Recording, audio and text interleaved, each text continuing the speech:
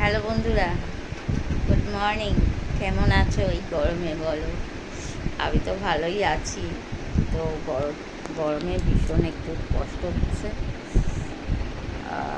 কিছু করার নেই, কাজে তো যেতেই হবে। এই যে আমি রেডি হয়ে গেছি, যাচ্ছি আমার কাজে। সবাই ভালো থেকো, আর সবাই সবার খেয়াল রেখো, আর সবাই সবার পাশে থেকো। আর দেখো, হিংসা করে কিচ্ছু হবে না। আমার ভিডিওটা সরিয়ে দিচ্ছ টেনে, তো এরকম করলে কিন্তু হবে না। সবাই সবার পাশে থেকো, তাহলেই আমরা সবাই একসাথে হাত ধরে এগিয়ে যাব। ওকে, টাটা। আমি যাচ্ছি আমার কাজে, আমার দোকানে।